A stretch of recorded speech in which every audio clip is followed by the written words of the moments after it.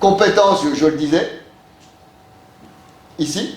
Mais au moins, ici, le joueur, quand il est là, il peut avoir quelque chose qui est présent derrière ou sur le côté et qui va venir le distraire. Et ces distractions peuvent être externes ou internes.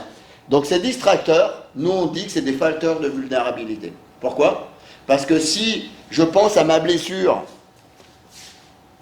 et cette blessure, à chaque fois que je vais freiner, elle va peut-être revenir, ou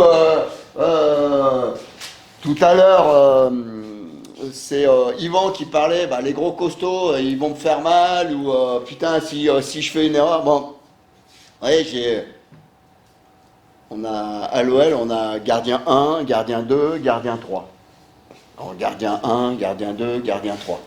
Le gardien 2 est choisi pour jouer Coupe de France contre Ajaccio. Petit club, bon, etc. Les compétitions précédentes, l'OL avait fait des bonnes perfs. Gagné. Pof. Alors c'est toi qui joues, gardien 2. Qu'est-ce qui se passe? La veille du match, le gardien 2 a des maux de ventre, a une diarrhée, et le jour du match, il dit « je ne peux pas jouer ». En fait, qu'est-ce qui se passe dans sa tête? Il se dit « gagner ». On imagine ici, et il se met dans la tête qu'ils peuvent perdre contre un petit club à Ajaccio. Un petit club. Bon, comme un contre Ajaccio. Donc, il se dit, putain, j'ai pas joué, j'ai jamais joué là, encore jamais joué. Hein. Donc, il se dit, clac, je joue. On perd. Je deviens le chat noir de l'équipe. Ça veut dire que si on me redemande de jouer là, les autres vont me regarder en me disant, la dernière fois, on a perdu avec toi, donc il y a des chances qu'on perde encore avec toi. Qu'est-ce qu'il fait? Il dit je joue pas. Comment il fait pour dire je joue pas? Il a la diarrhée et tout le monde pense que... Enfin, tout le monde. Oui, tout le monde pense qu'il a la gastro, mais non. Et en fait, qu'est-ce qui se passe? Il y a quelque chose qui vient le distraire dans sa capacité à faire quelque chose et qui vient modifier sa représentation de l'activité. Et donc, ça devient un facteur de vulnérabilité, parce qu'il attrape la diarrhée, mais on peut voir qu'il y a des blessures, on peut voir que, etc., etc. En fait, qu'est-ce qui va se passer?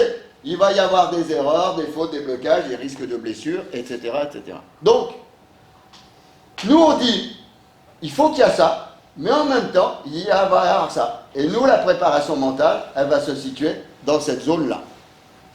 En fait, il y a la personne ici, et devant, il y a ce qu'il faut qu'il fasse. Donc, et autour, je mets 3 choses. La personne et la relation à soi. La relation à soi, c'est ma confiance, l'estime de moi, la gestion de mes émotions, etc. Tout ce que j'ai en relation avec moi-même et avec les ressources potentielles de moi. Tout ce qui se passe dans la relation à mon projet et en particulier à la compète. C'est-à-dire, est-ce qu'il y a des enjeux? Est-ce que je suis focus sur... est-ce que mes objectifs sont précis? Est-ce que je suis cohérent avec ce qui est en train de se passer? Et puis, tout ce qui va se passer en relation avec mon environnement. Vous voyez, mon chien qui se fait écraser, mon coach qui m'a mis la pression, dans le vestiaire, ça se passe mal, ou voilà, ma femme, bon, tout ce que vous voulez. Et donc, qu'est-ce qui se passe? Tous ces éléments-là vont devenir des distracteurs, notamment s'ils arrivent ici pendant la compétition. Donc, le travail de la préparation mentale, pour moi, c'est aider la personne à faire le tri de ça avant qu'elle aille sur le terrain. Et si ce n'est pas possible de tout dégager sur le terrain, avant le terrain, c'est que au moment où ça arrive ici, qu'elle ait les outils, la personne, de pouvoir le nettoyer le plus rapidement possible. Comme le zèbre qui a du grand cul. Exactement.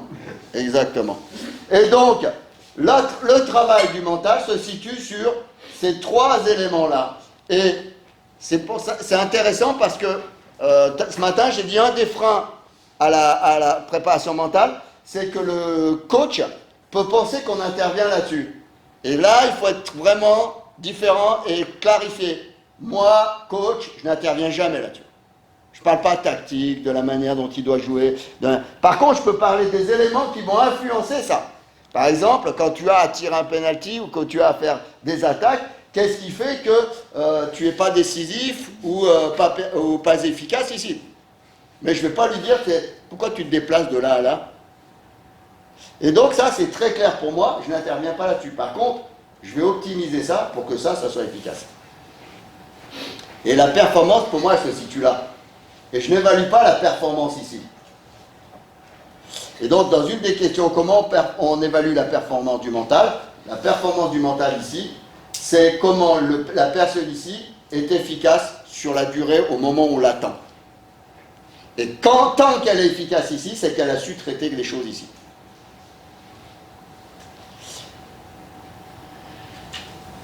Pour moi, le top 10 des distracteurs, c'est sur quoi on travaille?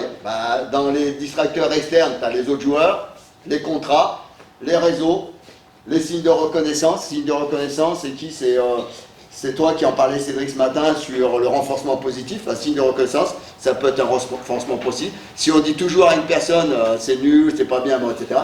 La famille, les réseaux, les top 10 des distracteurs internes, les pensées limitantes.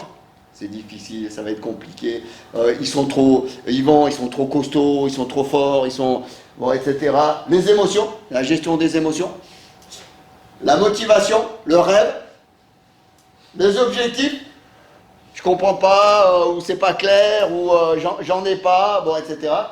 Les blessures peuvent être des distracteurs internes. Bon, pour moi en tout cas, il y a ce top 10 des distracteurs internes sur lesquels on travaille. Après, avec des outils particuliers.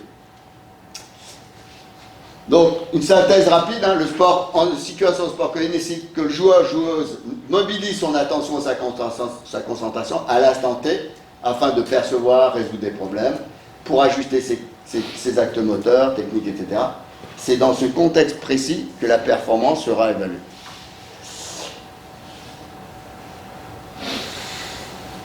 Une partie de outils, on a des outils d'évaluation, on va évaluer si en fait la personne mobilise beaucoup d'attention à autre chose et donc il peut y avoir des risques de blessure. Donc on évalue nous s'il y a des risques élevés, des risques faibles et des absences de risque. Pourquoi?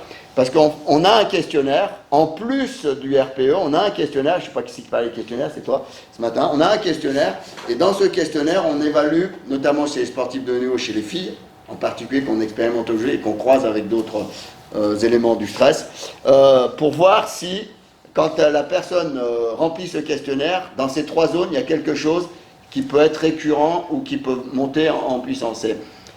Par exemple, est-ce qu'en ce moment, tu es dans des conditions où tu retraites les conditions de ton contrat? Oui. Est-ce que c'est quelque chose qui est venu récemment ou c'est quelque chose qui est dans la durée? Et donc, on va évaluer si de 1 à 4, c'est plutôt faible ou très élevé, et si dans la durée, ça dure depuis très longtemps. Donc, on a l'intensité et la fréquence. Et on voit si, effectivement, vous voyez, dans la question du stress, on évalue si c'est arrivé, ou si, par exemple, est-ce qu'aujourd'hui, tu vis dans un climat familial assez favorable? Non. Je me suis engueulé avec ma femme hier, bon, ok, ou ça fait 3 mois où c'est très compliqué. C'est plus pareil. Pourquoi? Parce que vous avez compris que nous, on essaye d'évaluer le stress chronique. Et le stress chronique, c'est depuis combien de temps?